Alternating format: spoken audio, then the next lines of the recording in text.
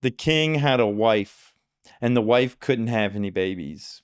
And so the wife and the king decided, well, I'll let you take on another lady friend to have the babies. And then he did. And then the new lady friend that he took on was having babies. And every time she got pregnant, the king's wife Phails at philosophy. poisoned her. Yep. And then she would not have the baby anymore. And then she got pregnant again, poisons her again. And then this lady's like, man, this stinks. I'm just gonna not I'm not gonna let anyone know that I'm pregnant. And so the last time when it finally started to show, she poisoned her at a time where she was killed in childbirth.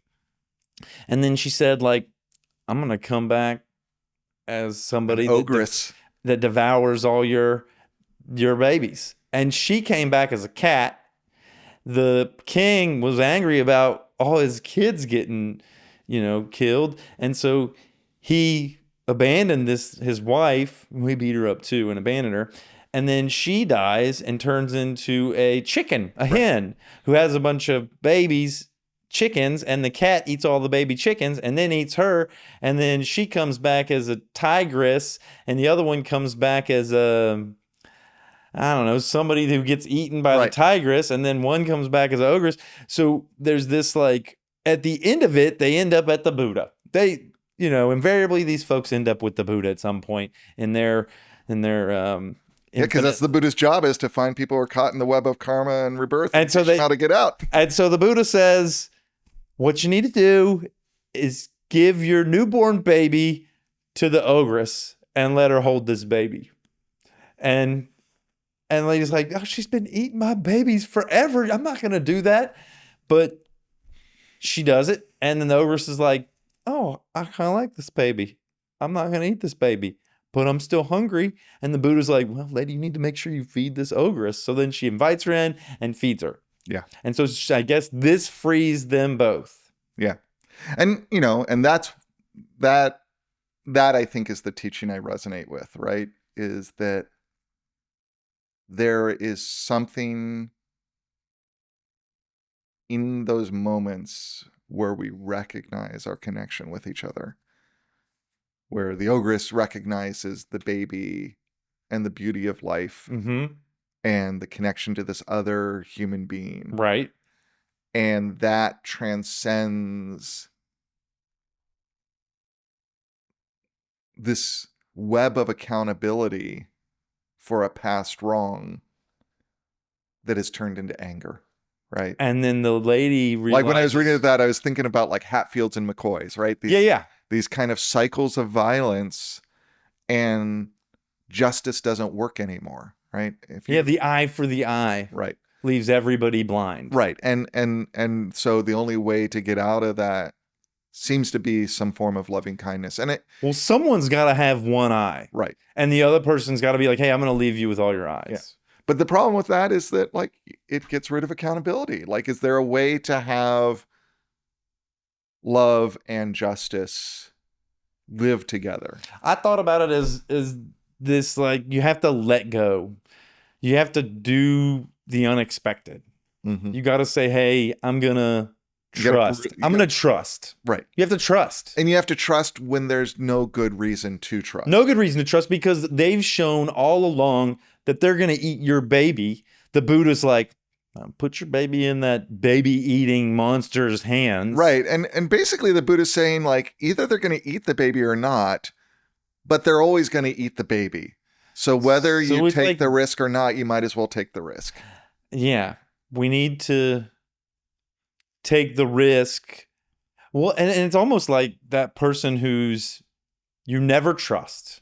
And so then you always behave in a way that's untrusting. So they're always untrustworthy because you've almost imparted upon them that they are bad.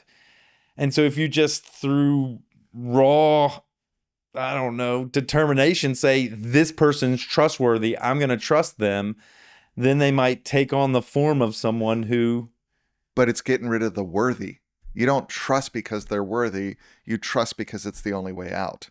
That's what the Buddha's saying. You trust because it's the only way out. Right. You have to trust people. Right. And it's not because they're worthy of your trust.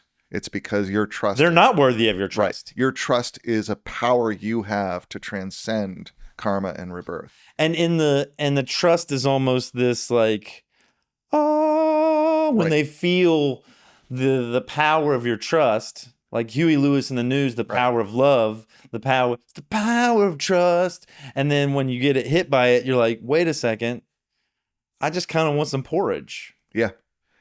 Yeah, and I think that's true. Like I think I see that happen, like where people are fighting. Like I have friends fighting, and everybody's got good reasons to be mad at each other, and one of the people opens up and offers that olive branch, and it works. And I see a lot of times where it doesn't. Right? You know, it's Well, not because you don't trust the other person's Right. olive branch. You're like, Right. is that a Right. is that a Trojan horse olive branch? right, and that's like that's half the problem. Is like what the Buddha counsels here seems to be something that at best gives you the possibility of transcending that violence, that brokenness, but it doesn't guarantee it. It's kind of like a strategy.